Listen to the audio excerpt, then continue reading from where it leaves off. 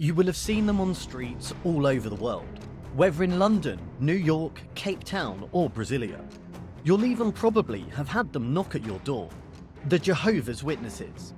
There's 800,000 of them in Britain and nearly 9 million worldwide. On the surface, they might look like a harmless religion, handing out their Watchtower magazines and holding their small weekly congregations in their kingdom halls. However, under the surface, inside the church, there have been increasing concerns raised about the religion. Thousands of former members have come out to warn about what really is going on.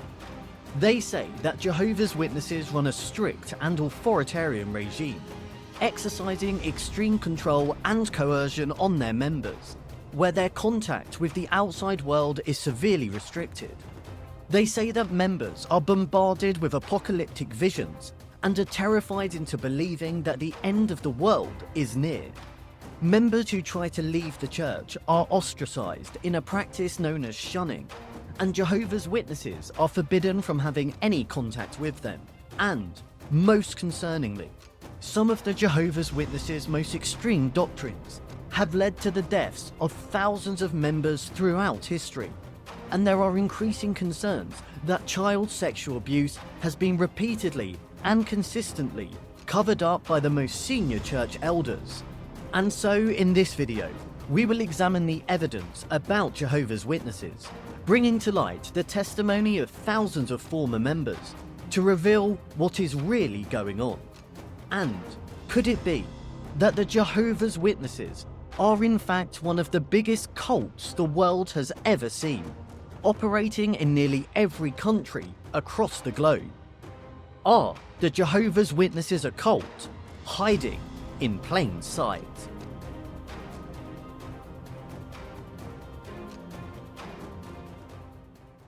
To start, let's look at what the Jehovah's Witnesses actually believe. Jehovah's Witnesses are a fringe Christian denomination that emerged in the US in the 1870s. Their core belief is that the end of the world is nigh, and that a brutal and violent Armageddon is imminent. This is one of their central beliefs and is present throughout their literature and sermons.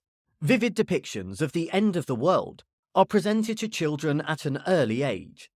They believe that after the Armageddon, there will be the establishment of God's kingdom over Earth, and that this is the only way to solve all of humanity's problems. They use their own translation of the Bible, the New World Translation of the Holy Scriptures. Jehovah's Witnesses commonly call their body of beliefs the truth, and consider themselves to be in the truth. They consider that human society is morally corrupt and under the influence of Satan. And most Jehovah's Witnesses limit their social interaction with non-witnesses. They state that Satan, the god of this system of things, controls the world. Satan uses religions, governments, commercial organizations, and the media to mislead people. It's here where we should first pause to look at this set of beliefs, as the similarity between Jehovah's Witnesses and other cult groups is stark. The belief that the end of the world is imminent is similar to that of many so-called doomsday cults. Many of the most infamous cults throughout history have told their members that an apocalypse is coming, and that by being part of the cult, they can survive it. Doomsday cults have included the People's Temple, the Branch Davidans, Heaven's Gate, and Shirinko. Their next belief, the idea that they alone have the truth, is common across many religions. However, the idea that society is morally corrupt, under the control of Satan, and crucially, that social interaction with non-Jehovah's Witnesses should be limited, is a major red flag.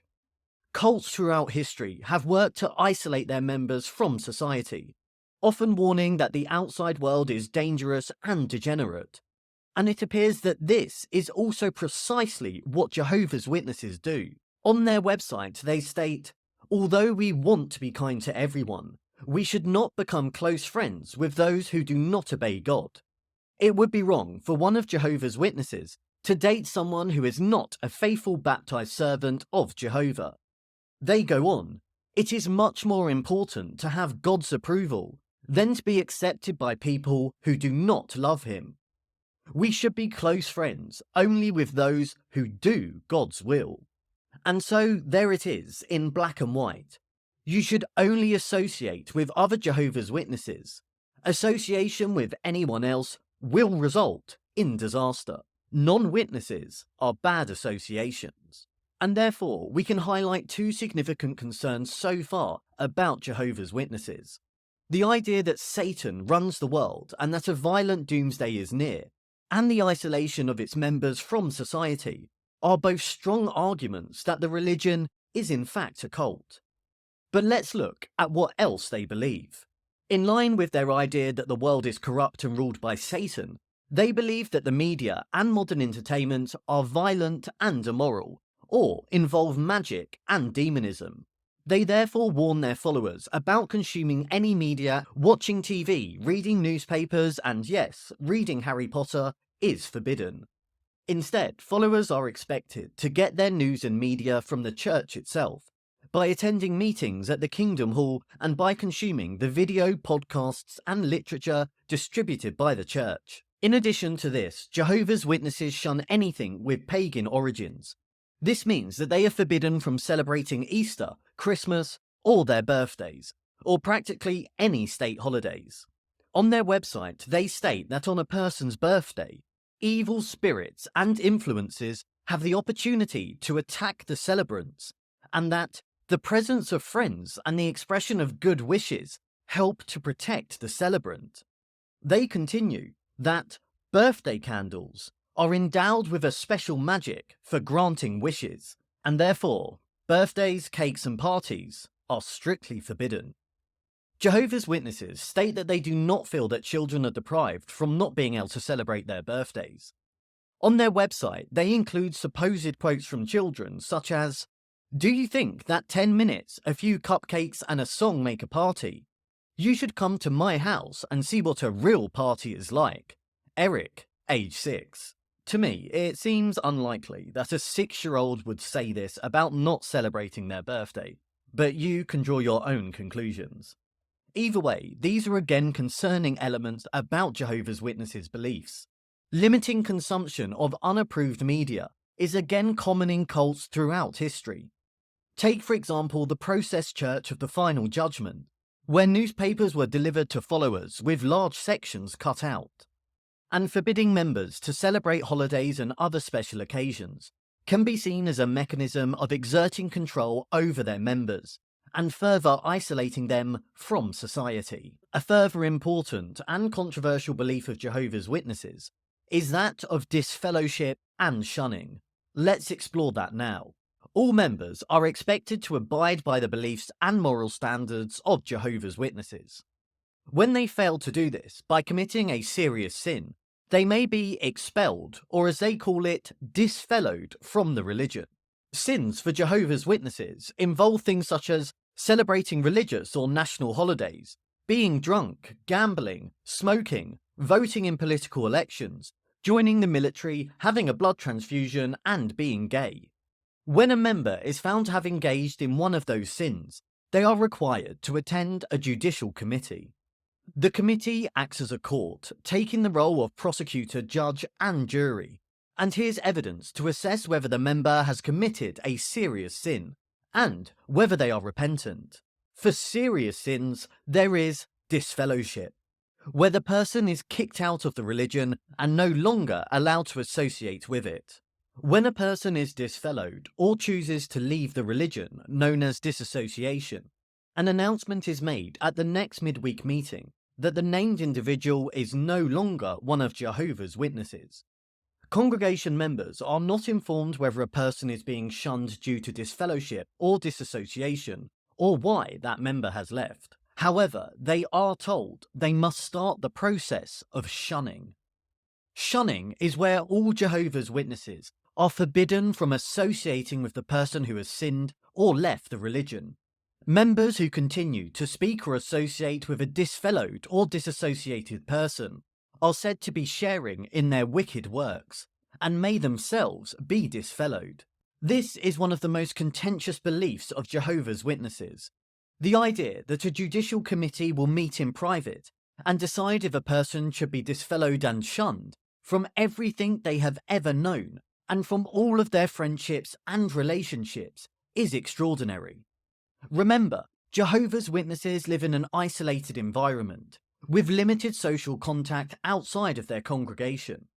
And so to lose all of those connections overnight would have a devastating impact on individuals. Indeed, a 2022 study in the Journal of Religion and Health called Grieving the Living, the Social Death of Former Jehovah's Witnesses looked specifically at the experience of witnesses who had been shunned and concluded that it led to diminished mental health. Imagine not being able to even acknowledge one of your closest friends for many years because they have been disfellowed, even members of your own family. A decision is made in private, and you are forbidden to ever speak to them ever again. And so we can interpret disfellowship and shunning as a way that the religion further exerts coercion and control on its members. Members are expected to follow the Jehovah's Witnesses' set of beliefs, or else potentially lose everything they have ever known. And crucially, when examining whether they are a cult or not, a key aspect is whether members are free to come and go as they please. And for Jehovah's Witnesses, while members are permitted to leave, the penalties they face for doing so are profound. And so a system has been built in, a doctrine of disfellowship and shunning, which makes it incredibly difficult and painful for members to ever leave. They face complete ostracization and isolation. And so realistically, members can come and go. It is made unbelievably difficult. And we see yet another example of control, typical of almost every cult throughout history. And finally, their most controversial and most dangerous belief is the forbidding of members to receive a blood transfusion. Jehovah's Witnesses believe that a human must not sustain their life with another creature's blood. It is their deep-seated religious conviction that Jehovah will turn his back on anyone who receives a blood transfusion. Therefore, witnesses regularly refuse transfusions for themselves and their children, even in emergency situations, because they believe the procedure creates a risk of losing eternal salvation. There should be no doubt that this dangerous belief has killed thousands of Jehovah's Witnesses throughout its history. Take Eloise Dupuis, 27, who died in Quebec in 2016 of multiple organ failure following complications from a C-section. She repeatedly refused blood transfusions. Melande Cadet, 46, also Canadian, died the same year of a suspected hemorrhage after refusing a blood transfusion. Beverly Matthews, 23, died in Britain after refusing a blood transfusion. Heather Winchester died in 2019 in Australia, refusing a blood transfusion. 14-year-old Dennis Lindbergh, suffering with leukemia, died in Washington after his parents refused a blood transfusion. The list goes on, and these are just the cases that are published. It's impossible to know exactly how many people have been killed as a result of this policy. However, a 2005 study in Paediatric Nurse, as well as a British Medical Journal article in 1994, estimated that every year, 1,000 Jehovah's Witnesses die from refusing blood transfusions. In some landmark cases, hospitals and medical professionals have won cases to allow them to give children blood transfusions even when their parents refuse. However, these are the minority, and so we can see that far from being a harmless religion, there are dangerous doctrines within this church that has killed thousands of members throughout its history, more than any cult ever has. And so, with all this, the question you might be wondering is, who is in charge of this group? Who makes all these decisions? Jehovah's Witness operates a strict hierarchy, and it is all led by the powerful governing body of Jehovah's Witnesses, based in its New York headquarters. This governing body consists entirely of men. Women are forbidden from standing, and it currently has 9 members.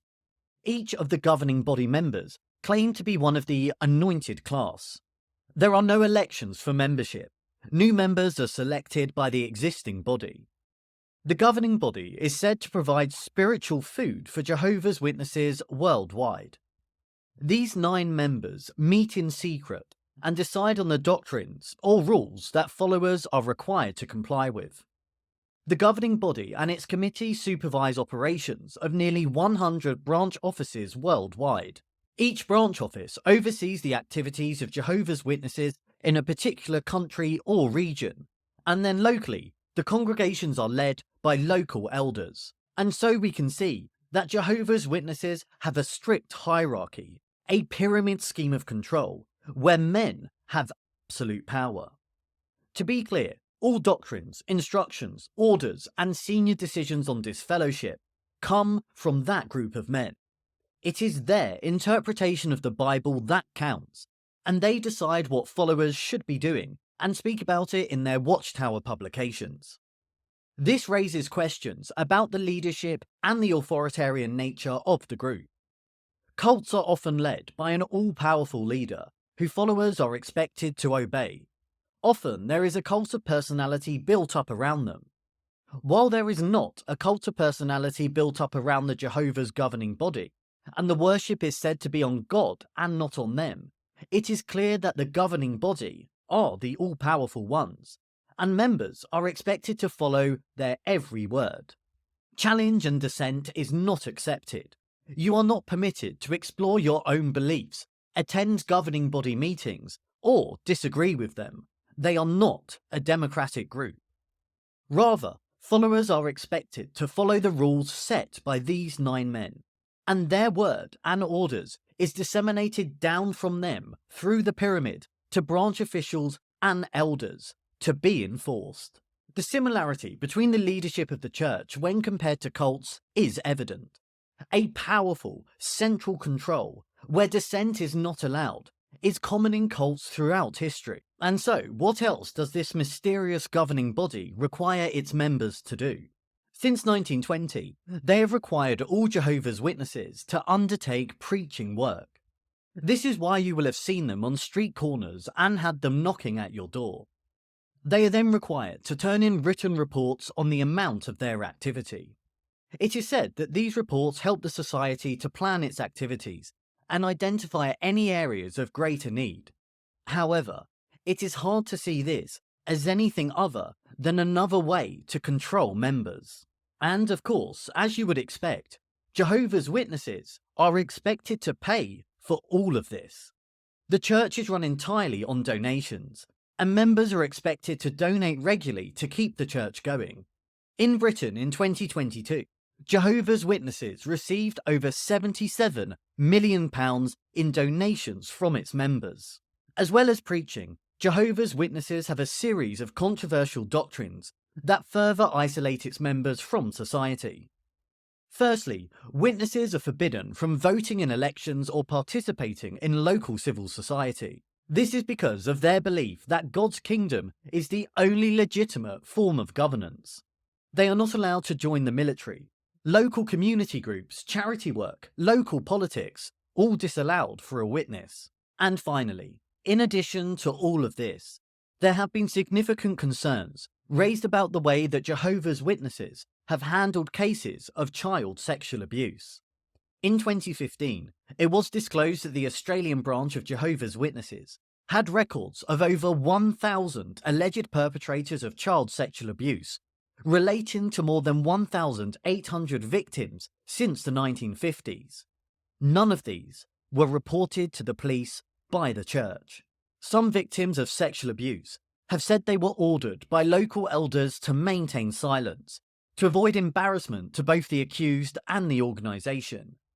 In the UK, Jehovah's Witnesses have tried to block an independent inquiry into how they handle allegations of abuse. In particular, the group has been criticised for its so-called two-witness rule, where any allegation of abuse requires the testimony of 2 material witnesses to establish a perpetrator's sin in the absence of confession.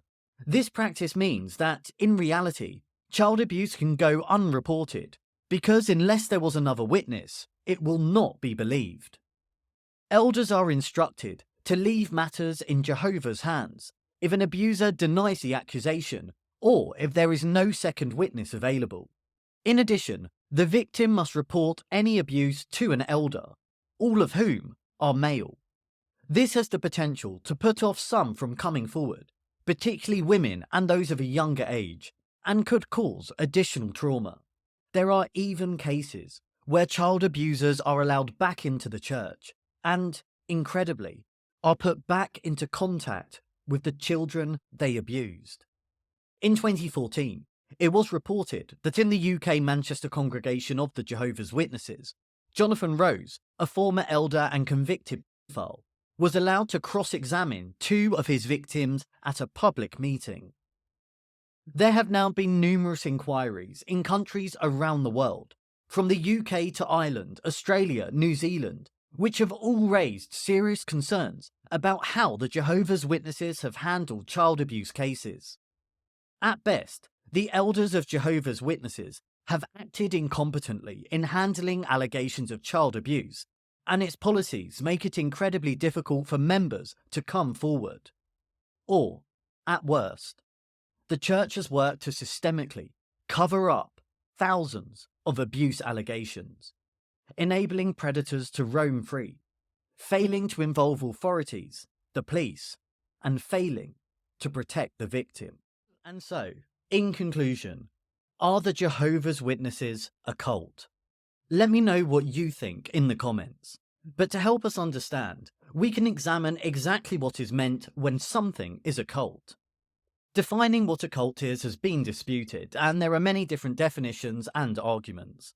Psychiatrist Robert J. Lifton provided one of the most seminal works on cults, and highlighted the three most common features shared by dangerous cults. 1. A process of indoctrination or education, coercive persuasion or thought reform. 2. Economic, sexual and other exploitation of group members by the leader. And 3. A charismatic leader, who increasingly becomes an object of worship, who has no meaningful accountability, and becomes the single most defining element of the group and its source of power and authority. Arguably, elements of all 3 points in that definition can be seen in Jehovah's Witnesses. Clearly, there is a system of education and indoctrination of members. Members are taught a unique set of beliefs from a young age which must be followed, even if they cause harm to them. Failure to follow the beliefs can result in disfellowship and shunning. Members are isolated from society, with contact with non-Jehovah's Witnesses and access to the media restricted. We can also see the exploitation of members, both in the child abuse scandals that have been covered up, in the role of women in the church, in the thousands of people who have died every year from refusing blood transfusions, and in the way that the church solicits donations from its members. And finally, while the church does not have a single charismatic, all-powerful leader, they do have a single source of power and authority, the governing body, which is not open to challenge or debate. From all of that, we can see many red flags about Jehovah's Witnesses. Rick Ross, who wrote Cults Inside Out, came up with 10 signs to identify a potentially unsafe group. You can pause the screen now to read them in detail. But of these 10 signs, the Jehovah's Witnesses satisfy the majority. And indeed, many studies have concluded that the church is, in fact, a cult. But ultimately, much of this is academic. And what really matters is the accounts of former members who have bravely spoken out, raised concerns about the church, and have themselves labelled it a cult. You can find hundreds of former members who have gone public to document the abuse they encountered while they were in the group. Rebecca Vardy, in her documentary Jehovah's Witnesses and Me, called the group a dangerous cult and accused them of brainwashing members and of covering up her abuse.